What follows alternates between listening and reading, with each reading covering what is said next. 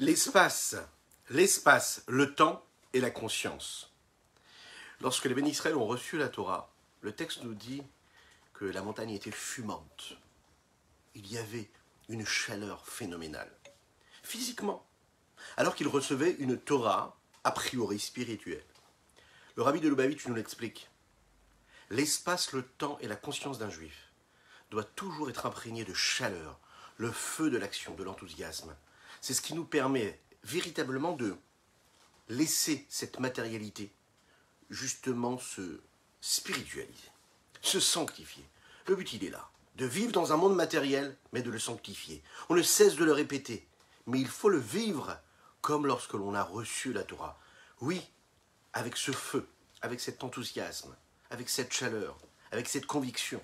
Tout ce que nous faisons, tout ce que nous accomplissions dans notre Torah, dans notre vie de juif, que ce soit en faisant la tefila, que ce soit en accomplissant telle ou telle mitzvah, on le fait avec enthousiasme. Et c'est ce qui nous permet de nous connecter à cette sainteté-là qu'il y a dans cette matérialité. Boker Tov les Koulam, bonjour à toutes et à tous, je suis infiniment heureux de vous retrouver en cette magnifique matinée que Dieu nous offre sur la terre. J'espère que vous allez bien. On va démarrer dans quelques instants notre Tanya du jour. Aujourd'hui, nous aborderons le 23e chapitre du Tanya, le commencement, la première partie. Nous allons parler de roi, nous allons parler de peuple, nous allons parler de tout ce qu'on est capable de faire pour nous attacher à notre saint roi Akadosh Baruch Hu. Juste après, c'est quelques notes de Nigun. Ay ay ay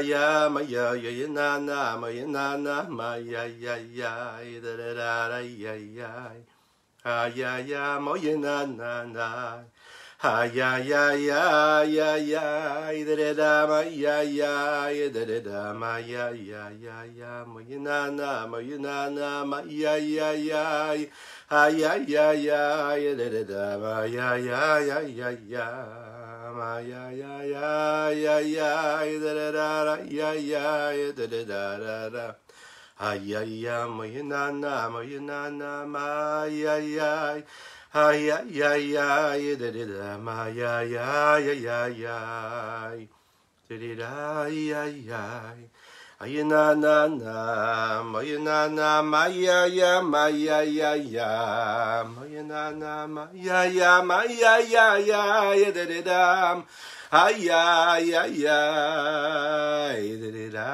ay ay ay my na na na my na na my ay ay da da da my ay ma ma ma ma ma ma Tidida ya ya da da ya ya da da ma ma ma moyena na ma ya ya ya ay ay ay ay da da moyena na Boker Tov les Koulam, bonjour à toutes et à tous, je suis infiniment heureux de vous retrouver. Oui, alors n'hésitez pas à prendre un livre de Tanya si vous l'avez et écoutez ce magnifique cours de Tanya, 23e chapitre.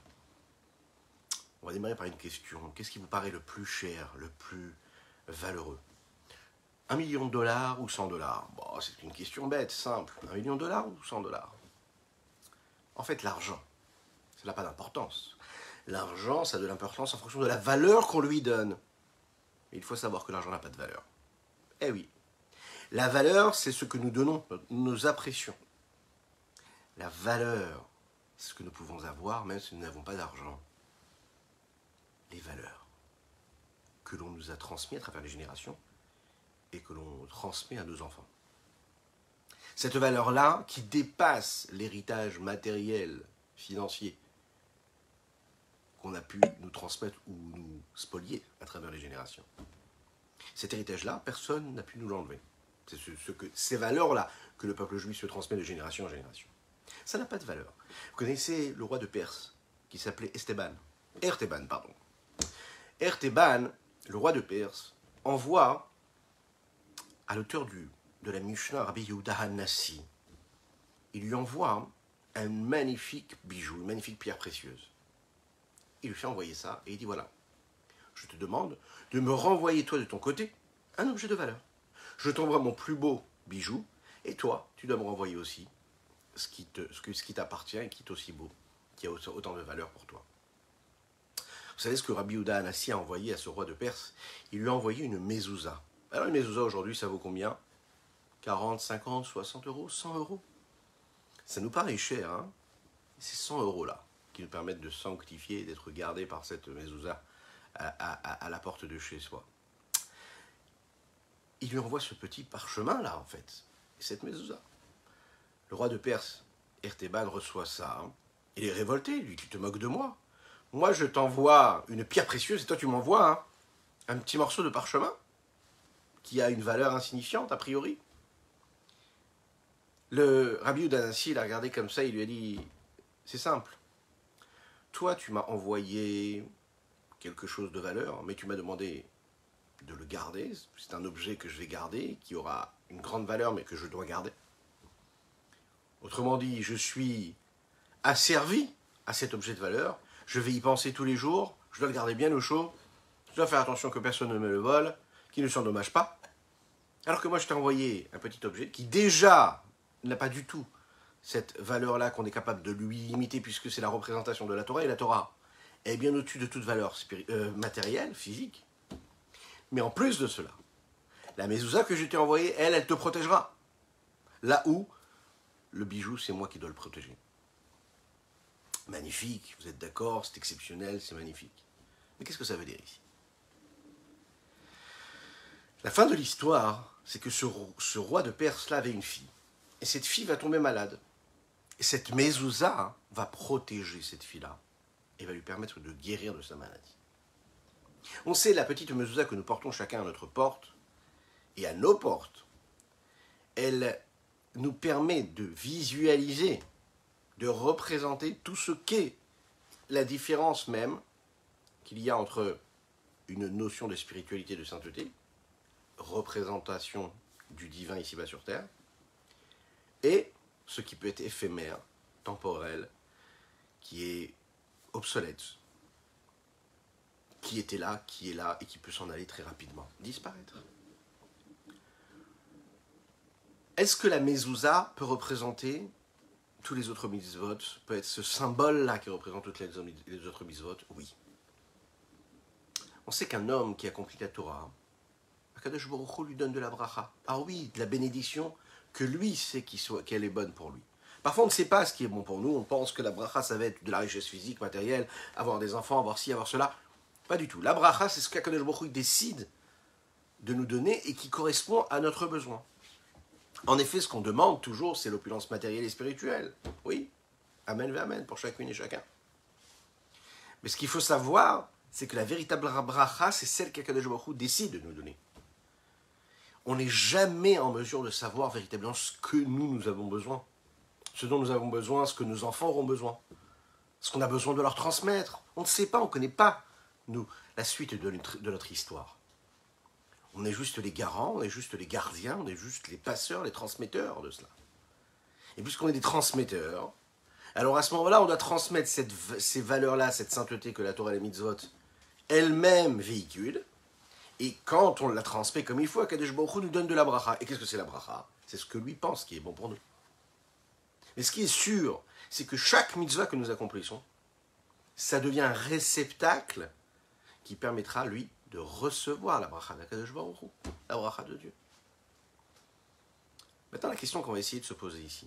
Pourquoi, quand je fais quelque chose, quand je me renforce dans la Torah, eh bien, j'intensifie et je permets au réceptacle d'être encore plus réceptif? Comment, lorsque je fais une mitzvah, que je prends une mezouza, que je la mets à la porte de chez moi et que je la cloue au linteau de ma porte, je suis en train de créer un réceptacle pour la bracha de Dieu. Mais la bracha de Dieu, c'est quoi? C'est quelque chose de spirituel. C'est pas quelque chose de matériel, physique. Comment, en prenant un acte physique, tel qu'un morceau de parchemin sur lequel je vais écrire à la main tel ou tel texte, je veux créer un véhicule de transmission, un moyen de transmission et de réceptacle et de réception pour cette bracha de Dieu.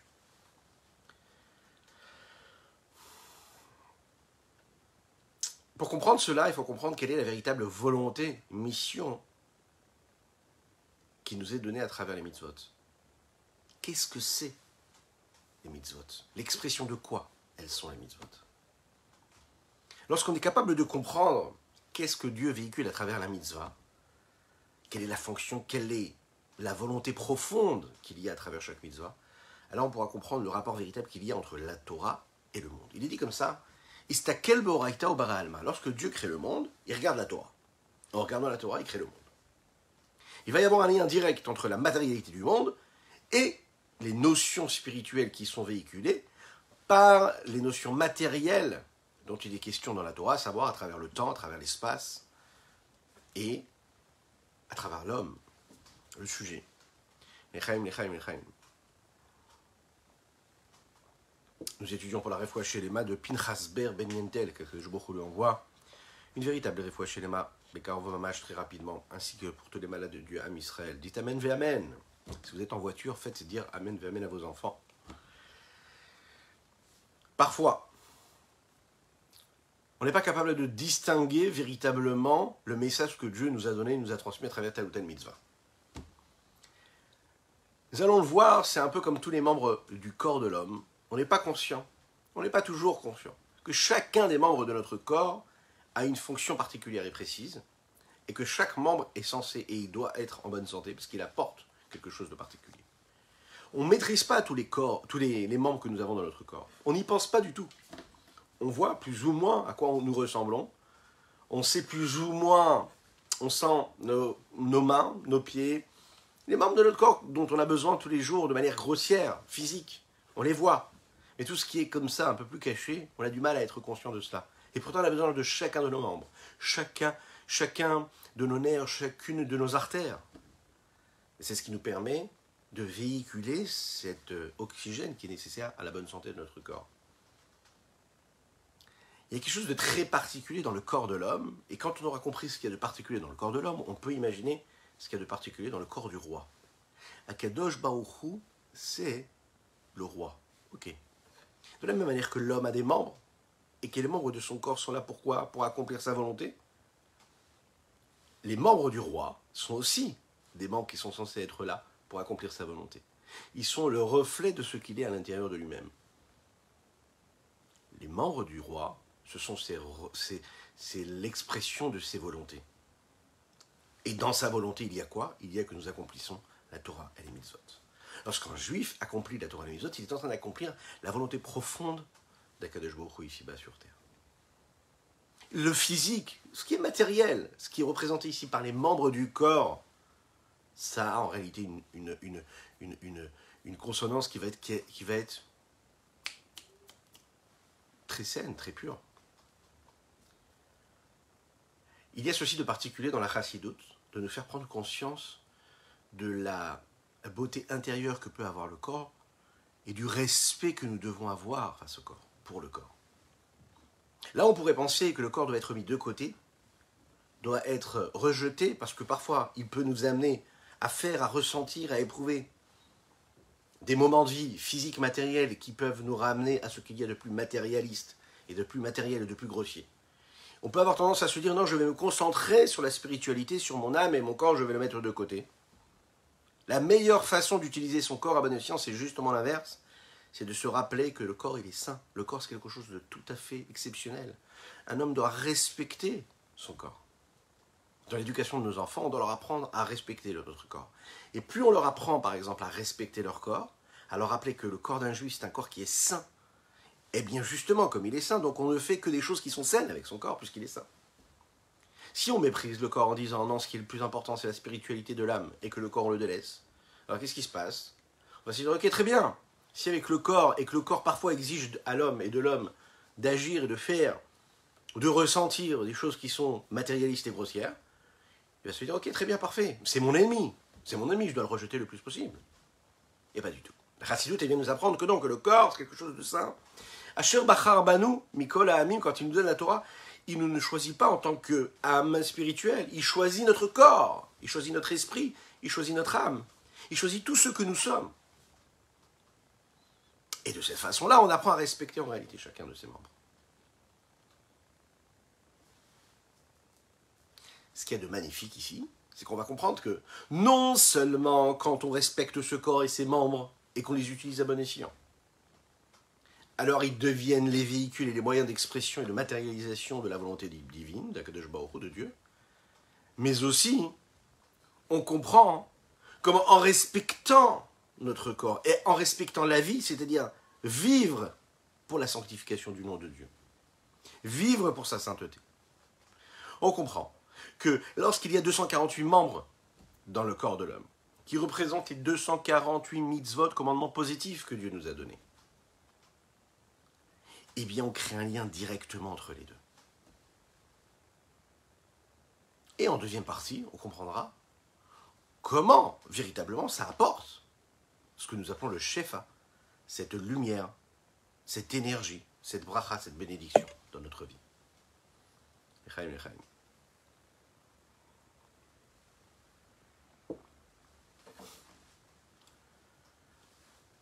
Lorsque une personne ouvre un commerce, il a l'idée du siècle. Il a l'idée d'une super start-up. Il a l'idée d'ouvrir un restaurant. C'est très compliqué. Ça nécessite énormément d'investissement physique, psychologique. Ça nécessite beaucoup de capacité. Et parfois, lorsque Bezrat Hashem ça marche très bien, la personne va se dire très bien, mon modèle il a fonctionné, eh bien je vais multiplier cela et je vais ouvrir encore une antenne et encore une antenne et encore une antenne. Et plus il va ouvrir d'antennes, plus il va se rendre compte qu'il aura besoin de gérer tous les petits problèmes qu'il avait dû gérer pour une seule boutique. Eh bien il devra multiplier tous les efforts et l'investissement. Et dans chacun de ces commerces-là, il va devoir à chaque fois s'assurer que tout se passe comme il faut. Mais sa volonté première, ce sera toujours quoi ? De générer des bénéfices, de gagner quelque chose en plus. On est d'accord que tout ce qu'il est en train de faire autour de cet investissement-là, et dans cet investissement-là, fait partie de quoi ? De sa volonté première qui était de gagner des bénéfices, de faire du bénéfice. Pourtant, il va passer énormément de temps à s'occuper de quoi ? De tout le reste, qui n'a aucun rapport avec le bénéfice. Le bénéfice, c'est juste ce qui vient à la fin de tous les investissements, de tout le travail qu'il a dû fournir, et qui ensuite vont lui apporter quelque chose, une satisfaction. Si on regarde bien, tout au long de son travail, de tout ce qu'il aura initié, tout ce qu'il aura créé, bâti, il aura passé énormément de temps à bâtir, et très peu de temps à s'occuper de son bénéfice. C'est comme ça. Maintenant, quel est le but profond de sa volonté ? Est-ce que c'est d'ouvrir des commerces qui vont générer des bénéfices ou d'avoir du bénéfice ? La volonté première, l'idée première, c'est quoi ? C'est d'avoir du bénéfice. Tout ce qu'il va faire, ça devient juste l'intermédiaire qui va lui permettre de générer du bénéfice. C'est tout ce qui va lui permettre d'accomplir et d'assumer sa volonté profonde, qui était quoi ? De générer du bénéfice. Quand on comprend quel est le but profond de tout objet, de tout ce que nous voulons faire, de toute idée que nous avons, eh bien on est capable de faire deux choses très importantes. Première chose, on est capable de mettre le doigt sur ce que nous devons faire précisément qui nous permettront à chaque fois de générer ce bénéfice-là, de gagner, d'avoir plus, de réussir. On va se concentrer, on va se dire voilà, tel et tel geste, tel et tel objet, telle et telle façon de vendre va me permettre de générer tel ou tel bénéfice. Deuxième chose, ça va me permettre, par exemple, de faire le choix. C'est-à-dire qu'à chaque fois qu'il y aura une décision à prendre, je vais prendre cette décision-là en fonction de ce que ça pourra me permettre de recevoir à la fin. S'il y a des gestes, s'il y a des mouvements, s'il y a des actions, s'il y a des moments, des impressions, des espaces, du temps qui est occupé pour autre chose que générer ce bénéfice, alors à ce moment-là, je sais que je m'écarte de ma volonté première.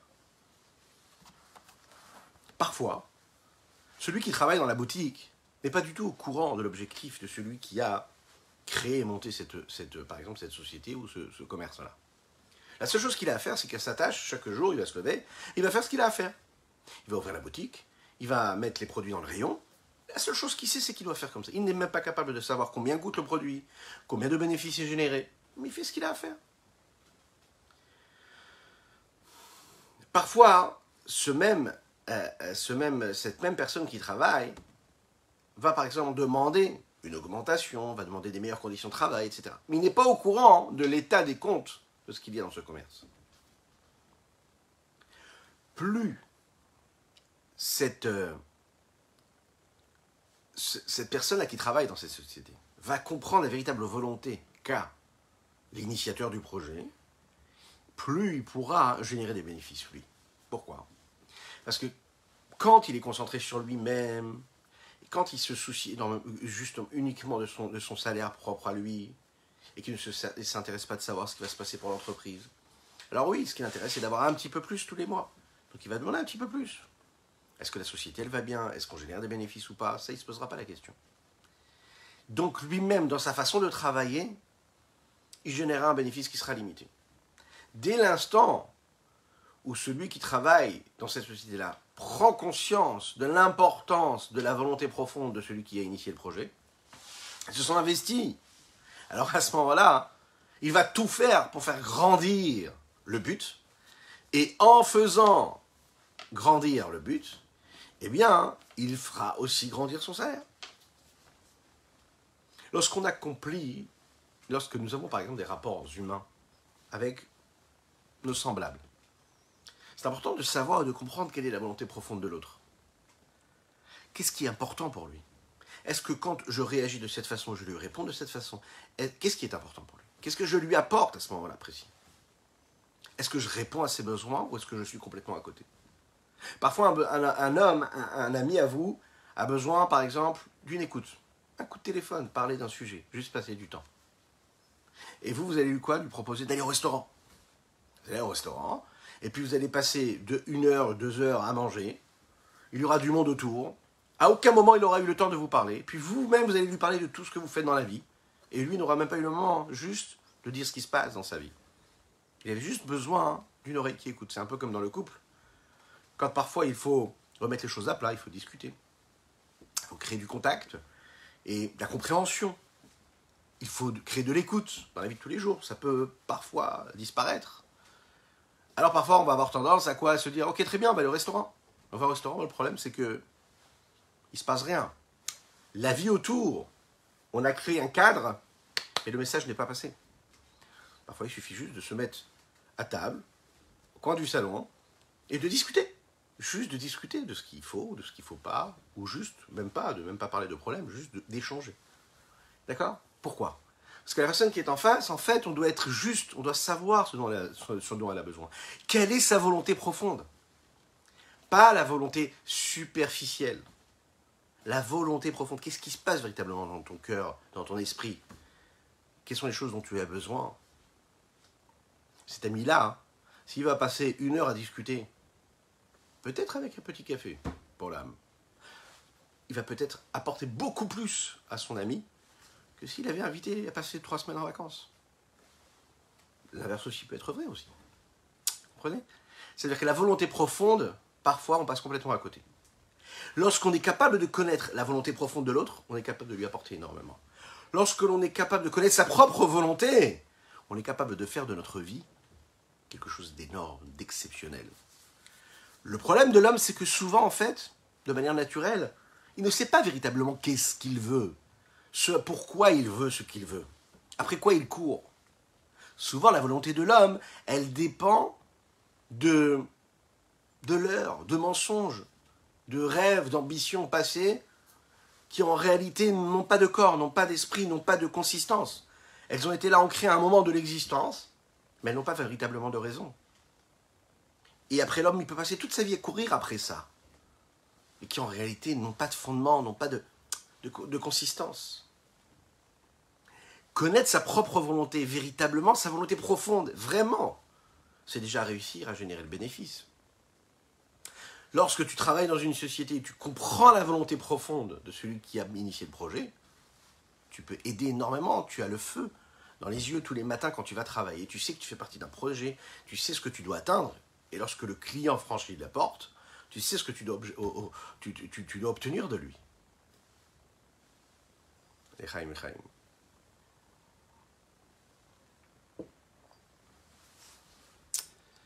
Le monde et les mitzvot. Ce monde-là, c'est considéré comme cette société phénoménale. Et dans cette société extraordinairement grande et magnifique, dans cette grande start-up, vous savez ce qu'il y a? Bien, il y a des milliards d'hommes. Il y a des milliards et d'infinis animaux. Il y a d'infinies créatures végétales. Et il y a d'infinies créatures telles que les étoiles, les galaxies, imaginez. Mais dans ce monde-là, et dans toutes ces créatures-là, la volonté profonde, l'énergie profonde, elle est cachée, elle est voilée.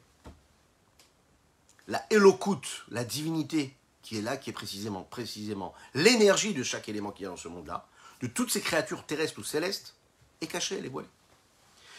Il en ressort donc que ce monde-là dans lequel nous vivons n'est que la partie extérieure et superficielle, entre guillemets, de la volonté de Dieu. Et donc, qui est là juste pour servir un but précis. Quel est ce but précis? Le but précis, c'est d'accomplir la volonté profonde d'Akadosh Baruch Hu intérieur qui s'exprime à travers la Torah et les mitzvot. Quand je vais me servir de toutes ces créatures-là, de tout ce que Dieu a créé, et que je vais y insuffler un message de spiritualité et de sainteté à travers l'étude de la Torah, à travers l'accomplissement des mitzvot, alors à ce moment-là, je génère cette énergie-là, je la ravive et je comprends véritablement la volonté profonde qu'il y avait dans la création de ce monde-là. Je dévoile Dieu ici-bas sur terre. C'est ça le curseur d'un juif. Lorsqu'il se lève le matin, lorsqu'il va dormir le soir, ou lorsqu'il va dormir le matin et qu'il se lève le soir pour aller travailler, peu importe, il doit se souvenir d'une seule chose. Je suis là pour dévoiler Dieu ici-bas sur terre. Ça se tient en fait en quatre mots. Dévoiler la volonté, dévoiler la présence de Dieu ici-bas sur terre. Ce monde matériel, tout ce que je vais ressentir, l'espace que je vais franchir, le temps que je vais vivre, la conscience que je vais avoir, doit être imprégné de ce message-là, de cette volonté qui est quoi? Ce à quoi je pense, ce que je fais, ce que je dis, tout doit être imprégné de ce message. Je suis là pour dévoiler, découvrir ce qu'il y a de Dieu dans ce qui est matériel. Où est-ce qu'il est Dieu dans ce que je vais vivre maintenant, dans ce que je vais dire, dans ce à quoi je vais penser? Comment je peux permettre à cette divinité de se dévoiler, à cette étincelle divine de rejaillir, d'illuminer mon existence, mon entourage.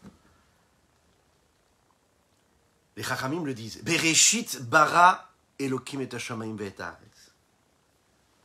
Le monde a été créé au commencement comment? Bara, ça veut dire que Dieu il a créé. Il a créé Shamayim ve'haaretz, le ciel et la terre. Il a créé les deux. Il a créé le spirituel, il a créé le matériel. Pourquoi est-ce qu'il a marqué Bet? Rashi nous le dit très rapidement. Pourquoi Bereshit? Bereshit, Bet, Reshit. Le mot Reshit veut dire en hébreu le commencement. Bereshit au commencement, mais Bet, pourquoi Bet? Pourquoi Reshit au commencement? Pourquoi Bet? Bet, Reshit. Bet, c'est le chiffre 2. Il y a donc deux commencements lorsqu'il y a le commencement du monde. Deux commencements. Deux têtes. Rashi nous dit, Bet Reshit. Bishvil Israël ou Bishvil la Torah. Le monde est créé pour deux raisons. Pour le peuple juif et pour la Torah. Le monde n'est pas là juste pour la Torah, mais l'existence du monde dépend de ce qu'il y a dans la Torah.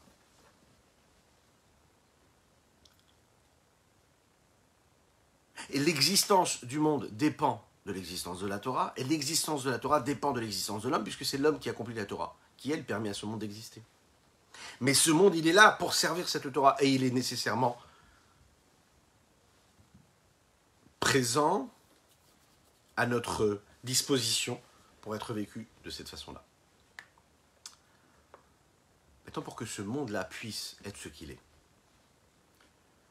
et puisque le monde physique, matériel dans lequel nous vivons provient de la volonté de Dieu, mais de la partie extérieure et superficielle de la volonté de Dieu, qui, elle, dépend de la Torah, qui, elle, est quoi? La profondeur de la volonté de Dieu, on peut comprendre que l'accomplissement de la Torah et des mitzvot c'est donc la source de l'abondance qu'il peut y avoir dans le monde. Plus on va accomplir de mitzvot, plus on va s'investir dans la Torah et les mitzvot, plus on va y mettre du cœur, de la concentration, de la volonté, de l'enthousiasme, et plus on fait grandir l'abondance qui va arriver sur Terre. L'équation est assez simple. Puisque le monde provient de la partie extérieure de la volonté de Dieu, et puisque cette partie extérieure de la volonté de Dieu dépend de la Torah, qui elle est la volonté profonde de la Torah. Donc plus tu accomplis la profondeur du message de la volonté de la Torah, tu accomplis une mitzvah, tu étudies la Torah, tu te comportes comme il faut, et plus tu génères l'abondance dans le monde. Tu génères de l'énergie, donc il y a plus d'abondance. Et cela te revient, bien sûr, à toi aussi. L'idée, c'est de dire que l'accomplissement de la mitzvah, elle amène la bénédiction dans le monde.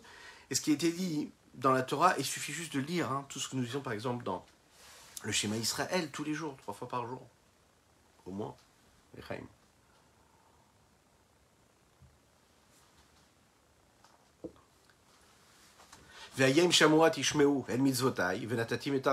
Si vous écoutez mes mitzvot, alors à ce moment-là, je ferai descendre la pluie en son temps. La pluie, c'est la représentation de la bénédiction. C'est ce qui permet de générer une belle récolte. La bracha. C'est la symbolique même de la bracha.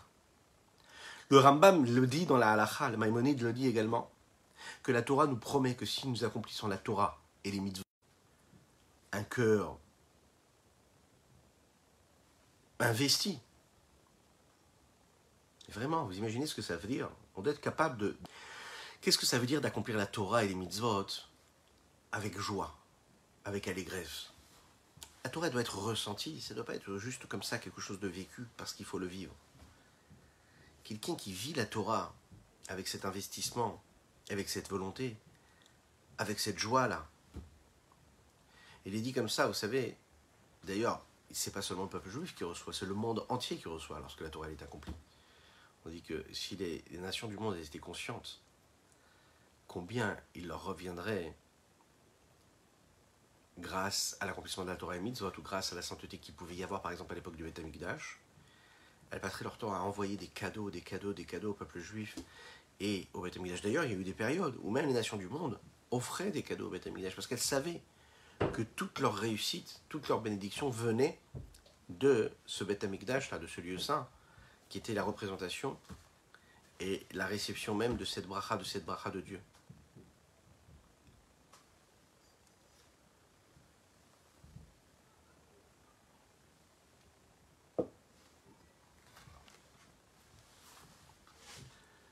Le Rambam le dit, nous l'avons dit, il faut le répéter. Si on accomplit la mitzvah dans la joie et l'allégresse, Akadosh Baruch Hu nous donne et nous fait mériter de quelque chose d'énorme. On va voir ici dans les mots ce que le Rabbi Shimon Zalman veut nous dire par cela. L'influence et l'abondance que les mitzvot peuvent nous apporter, c'est pas juste une abondance globale qui est générée pour le monde entier, mais c'est aussi, de manière précise et particulière pour chacune et chacun d'entre nous, de manière bien distincte. Chaque mitzvah, elle amène quelque chose de particulier, dans un domaine particulier qui lui est propre. Prenons des exemples. Nous avons parlé, dans l'introduction, de la mezouza que nous devrons poser à nos portes. La mezouza, par exemple, il est dit qu'elle protège ceux qui vivent dans la maison. Il est dit comme ça dans le texte, dans le schéma Israël toujours, Urtaftam al mezuzot beitecha ou isharecha, et vous l'écrirez sur des parchemins et sur les linteaux, vous les écrirez, vous les poserez sur les linteaux de vos portes de la maison. Et juste après, le verset nous dit les ma'an irbu yemechem, afin que vos jours s'allongent. Donc la bénédiction est déjà donnée ici. Tu mets la mezouza, tu mérites Ezrat Hashem d'une longévité en bonne santé jusqu'à 120 ans pour chacune et chacun. Étant donné que le but d'avoir d'une maison chez un juif, c'est quoi? C'est comme tout le reste. Ça doit être investi de ce message qui est quoi? De faire de ma vie un moment où je vais découvrir, dévoiler la présence de Dieu ici-bas sur terre. Je fais de ma vie et du monde qui m'entoure un monde meilleur. De tout ce que je vais côtoyer, un monde meilleur, un monde saint, un monde pur, un monde divin, véritablement dévoilé. Lorsque je montre que l'endroit où j'habite est protégé et j'y pose ce que Dieu m'a demandé, une mezouza, je suis en train de faire entrer de la sainteté dans mon foyer. Donc je suis en train d'exprimer cette volonté-là d'utiliser tout ce que Dieu me donne matériellement et physiquement pour ce message-là qui est quoi? Qui est la sainteté et la pureté. La tzedaka, prendre une petite pièce et la mettre dans la tzedaka, ça amène ce que nous appelons la parnassa. La parnassa, l'abondance. Et Chachamim le disent, aser te aser. Aser te aser, c'est le verset qui nous dit qu'on doit donner le maaser, 1/10 au minimum. Si on peut donner un peu plus qu'1/10, c'est bien aussi. 10%, 20%, c'est bien aussi. Les Chachamim me disent, le terme il est comme ça. Il y a marqué aser te aser. Très important de voir qu'en hébreu, le mot aser se lit aussi et définit aussi ce qu'est un homme riche. Ashirut, Ashir, Ashir avec les mêmes lettres, Ayin, Shin, Resh. C'est la richesse. Celui qui prélève et qui donne, eh bien, 1/10, hein, eh bien, il reçoit, il devient riche. Aser, bijvil, shetit, Asher. Le but des 90% que tu as gagnés, c'est pour que tu puisses donner ces 10%. Les 90% que tu as, tu ne les possèdes pas, en fait, ils ne sont pas à toi. On te les a donnés parce que tu vas donner les 10%. Ce n'est pas un acte de charité. Ce n'est pas juste de la pitié que l'on a pour l'autre et qu'on se dit, allez, je ne garde pas tout pour moi, je donne un petit peu à l'autre. Pas du tout. Il faut voir les choses complètement différemment. Tout ce que Dieu t'a donné, il t'a donné pour que tu puisses donner les 10%. Mais si tu ne donnes pas les 10%, ça ne valait pas le coup qu'il te les donne les 90%. C'est pas parce que tu as reçu 100% et donc que tu as reçu 90% que tu vas donner les 10%. Non, Dieu il veut que tu donnes 10%. Donc il te donne 90% aussi. Quand on réussit à se rappeler quel est le but, on l'a dit tout à l'heure, notre problème c'est qu'on n'a pas compris. On ne vit pas avec cet objectif profond de la volonté profonde de Dieu. On n'est pas capable de savoir quelle est la profondeur de notre volonté, soi-même. Après quoi on court? Qu'est-ce qu'on cherche véritablement? Mais si on est conscient de ce qu'on doit chercher, notre vie elle change complètement. Parce que notre regard il change complètement. Tu te poses des questions, tu as des doutes de savoir est-ce que Dieu va te donner ce que tu as besoin jusqu'à la fin du mois. Mais si tu sais que ce que Dieu te donne, il te le donne pour que tu puisses toi donner aussi, eh bien tu es rassuré. Parce que Dieu il sait que tu es juste toi tu es conscient que tu es juste un transmetteur, qu'on te donne quelque chose et tu fais ce passage de relais là pour l'autre. Il n'y a pas de problème, je me mets à disposition d'Akadosh Baruch Hu de Dieu. Dès l'instant où tu fais ce que tu fais comme il faut dans la loi. Un autre exemple, Taharat HaMishpacha, la pureté familiale. On dit que c'est marqué comme ça, hein, qu'une personne qui respecte la Taharat HaMishpacha, la pureté familiale, ça apporte de la bénédiction dans le couple, et ça apporte de la bénédiction pour amener des enfants au monde. Plus d'une fois, des centaines de fois. Le rabbi de Lubavitch, quand on lui posait des questions, on lui demandait une bénédiction concernant le shalom bayit, la paix dans le foyer. Quand on lui posait des questions, on lui demandait des bénédictions concernant le fait d'avoir des enfants, parce qu'on souhaite à chacun et chacune qui en aurait besoin, enfin, tout le monde en a besoin. Eh bien, il répondait de faire attention et de vérifier, est-ce que les lois de la Taharat HaMishpacha sont bien respectées? La pureté familiale, est-ce que c'est bien respecté? Est-ce que les lois de la Nida sont bien respectées par l'épouse? Parfois, ça se joue à des petits détails, des petites règles. Parfois, on a l'impression qu'on respecte globalement. Mais est-ce qu'on est aussi méticuleux dans cela que dans le reste de notre existence? Souvent, ça arrive que non.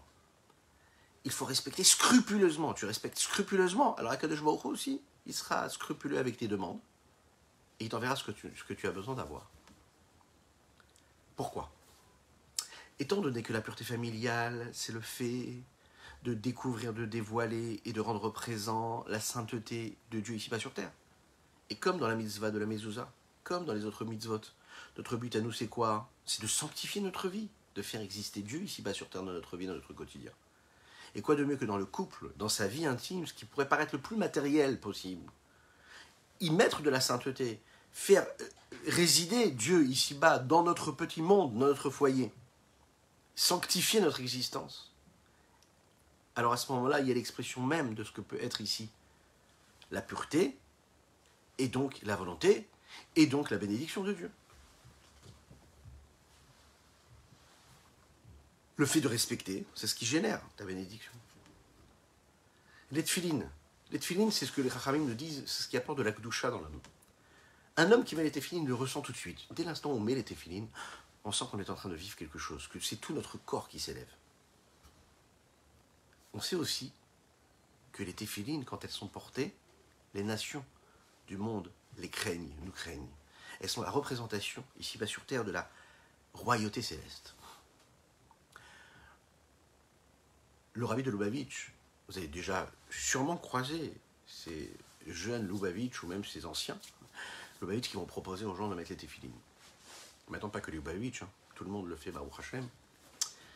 Quand est-ce que le rabbi a lancé cette campagne-là? Lorsqu'il y avait la guerre en Eretz Israël, la guerre de Kippour, si je ne m'abuse, ou des 6 jours, un pied d'août. Et le rabbi de Lubavitch va dire, voilà, pour la protection des soldats, il a demandé à tout le monde de sortir dans les rues et d'aller mettre les téphilines à ceux qui ne les mettaient pas. Ah, ça paraît complètement aujourd'hui normal, mais à l'époque, c'était une révolution. Pourquoi? Parce que c'est ces téphilines-là qui protègent le Ham Israël. Il est dit que quand les nations voient les téphilines, ils se rappellent pourquoi eux aussi ils ont été créés. Et automatiquement, on laisse tranquille le peuple juif. Ils craignent le peuple juif. De manière totalement positive, dans un respect normal. Pourquoi? Parce qu'il y a le véhicule ici-bas, sur terre, de la sainteté. Et donc, ils respectent leur créateur. Sans le savoir d'ailleurs. Ça renforce la confiance en Dieu de mettre les téphilines.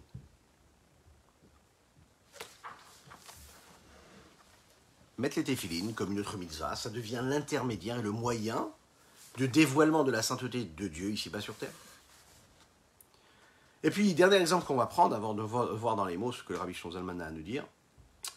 Le Shabbat. Nous sommes aujourd'hui le jeudi, le 5e jour de la semaine. Bezrat Hashem demain, c'est vendredi. Déjà à partir de ce soir, on commence à rentrer dans le Shabbat. Pas seulement en faisant les courses, même spirituellement, dans la Kabbalah, c'est un moment qui est très particulier le jeudi soir. Toute la nuit, il y en a qui veillent, qui étudient. Toute la nuit.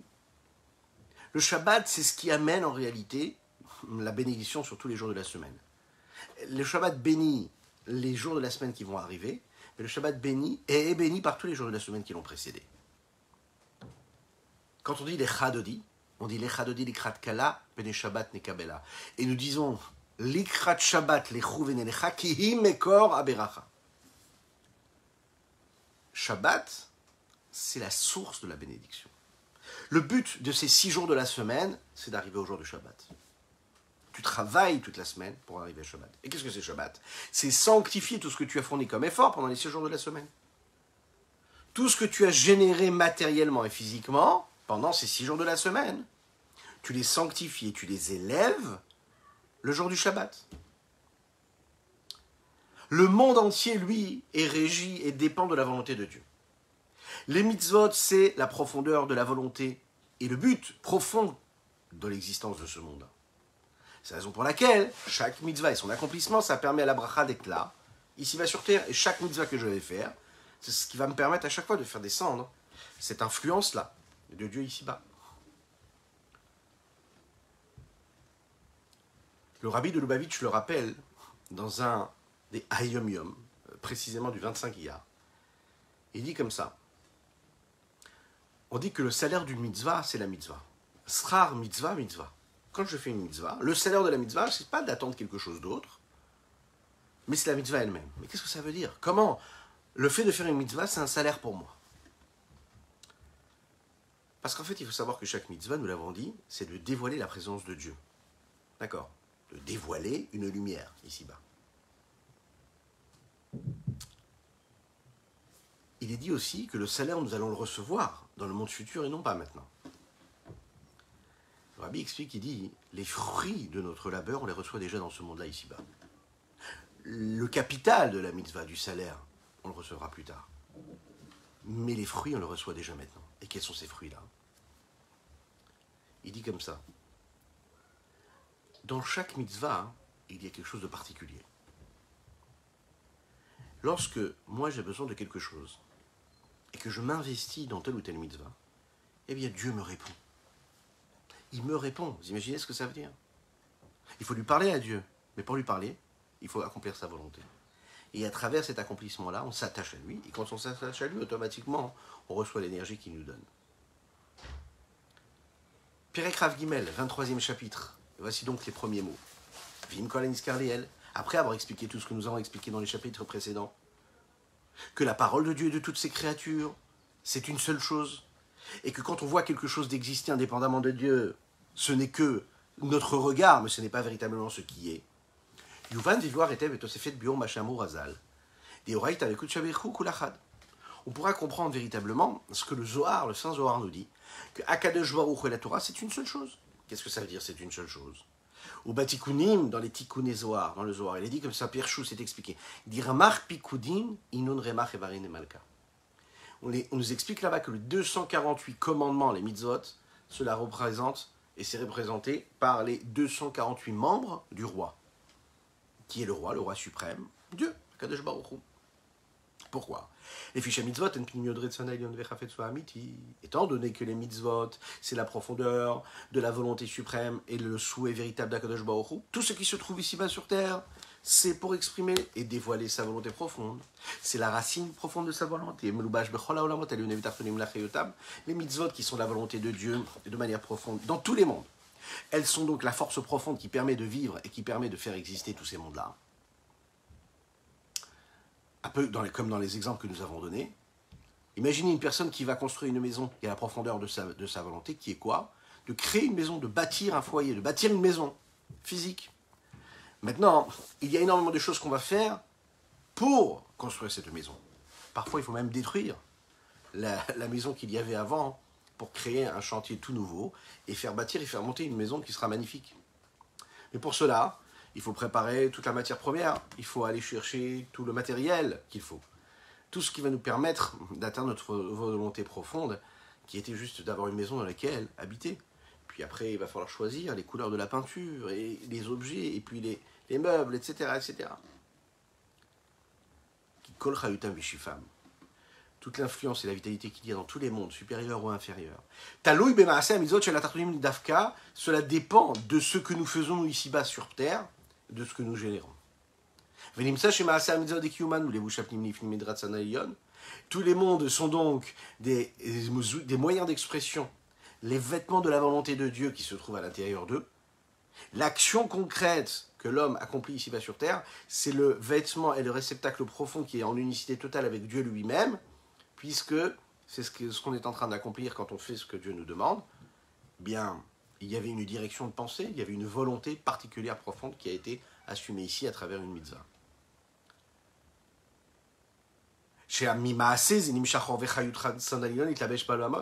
Un homme qui accomplit une mitzvah dans ce monde-là, à ce moment précis, il prend la volonté de Dieu et il habite dans le monde ici-bas.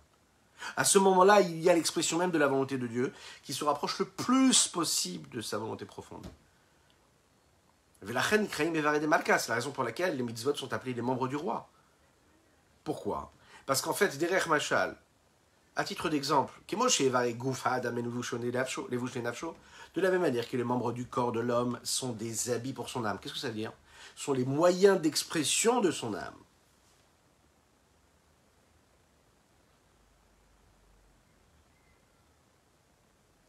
Est-ce qu'il y a un détachement? Est-ce qu'il y a une coupure entre ce que le membre est physiquement et la volonté de l'âme? Pas du tout. La volonté de l'âme s'exprime à travers le membre du corps. Les yeux sont présents en bonne santé dans le corps de l'homme et ils deviennent le véhicule de la capacité que nous avons dans le potentiel de voir qui lui dépend de ce qu'il peut y avoir dans l'homme, dans l'âme de l'homme.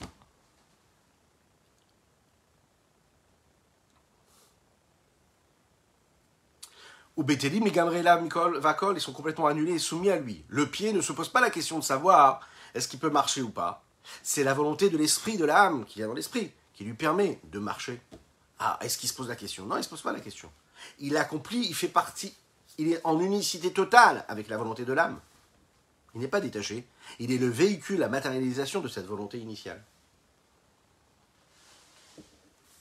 Et ça, c'est quelque chose de très particulier qui nous permet de comprendre qu'est-ce que c'est une mitzvah. Une mitzvah, c'est donc pas détaché du monde.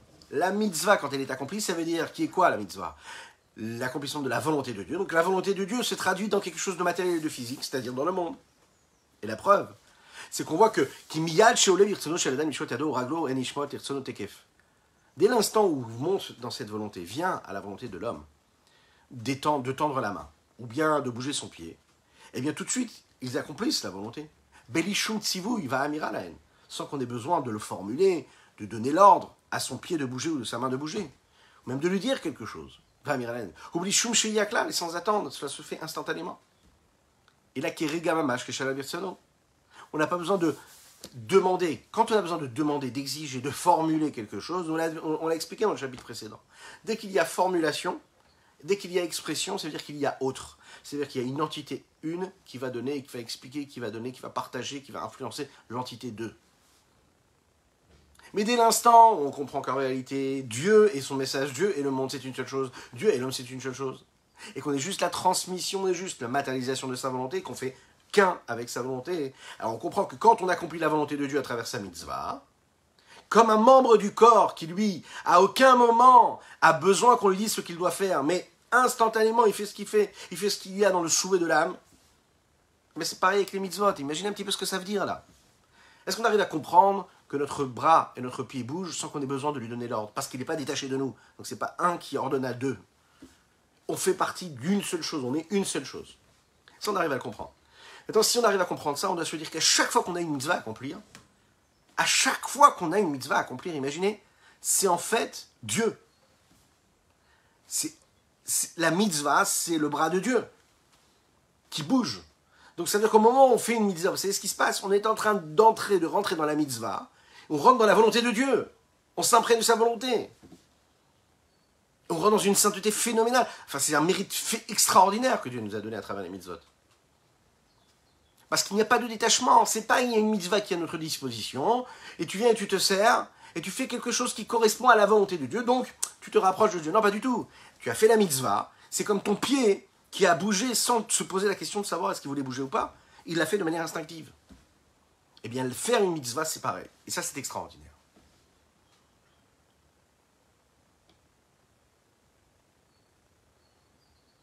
Les membres du corps n'ont pas de volonté propre. Ils ne dépendent que de l'expression de la volonté profonde que le corps pourrait avoir, que l'esprit pourrait avoir.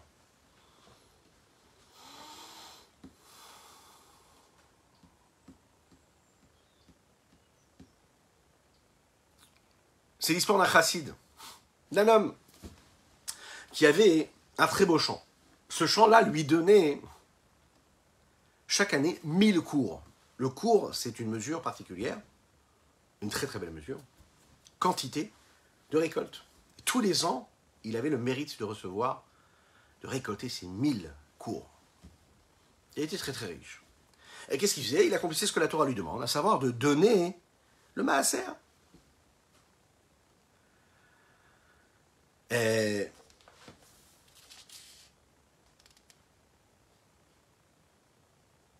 un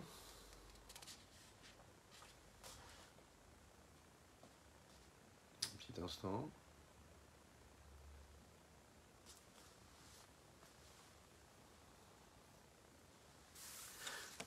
Oui, donc tous les ans, quand il recevait ses 1000 cours, il donnait 100 cours au maaser, parce qu'un dixième, c'est 100 cours. Cet homme-là quitte ce monde et il donne en héritage son champ à son fils. Et vous savez ce qui se passe? Des enfants sont persuadés de faire mieux que leurs parents. Donc lui, il décide de donner un petit peu moins. Il dit non, je ne vais pas donner 100 cours. Je vais donner 90 cours. Ça suffit, 90. Bon. Au lieu de donner 10%, il donne un peu moins. Vous savez ce qui s'est passé l'année qui est arrivée? Eh bien, le champ n'a pas donné 1000 cours, mais il a donné 900 cours, en fonction du chiffre qu'il avait donné avant. L'année d'après, il se dit, non, je ne vais pas donner 90 cours, je vais donner 80 cours. Qu'est-ce qui s'est passé?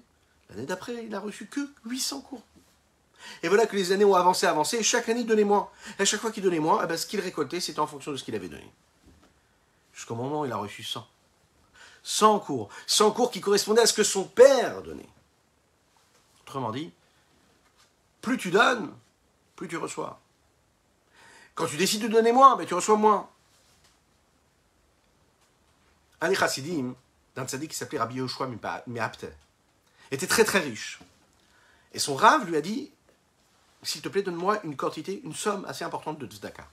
Cet homme-là, c'était un homme d'affaires très très riche, mais il était dans une mauvaise passe. Je me suis dit, non, je ne vais pas apprendre sur mes économies, en ce moment ça ne va pas trop bien. Donc il dit au rave, je suis désolé, cette fois-ci je ne peux pas vous donner. Pourquoi?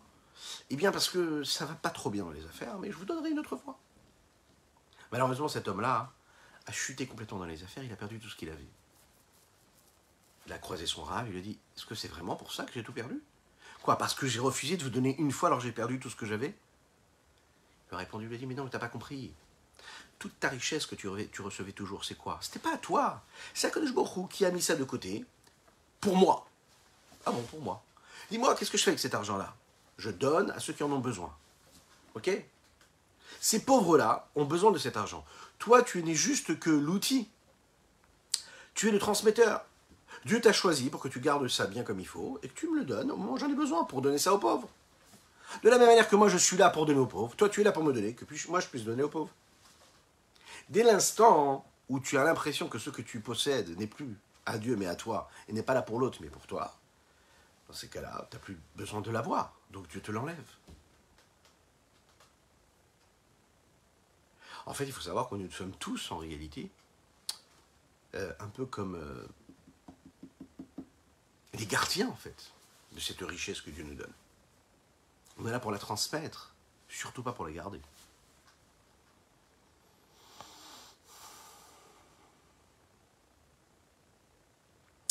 Voilà ce qu'on pouvait dire aujourd'hui sur notre taille du jour. Je vous souhaite une excellente journée. Que Dieu vous bénisse et qu'il vous protège, qu'il inonde votre existence de bonté, de grâce et de miséricorde, d'opulence matérielle et spirituelle.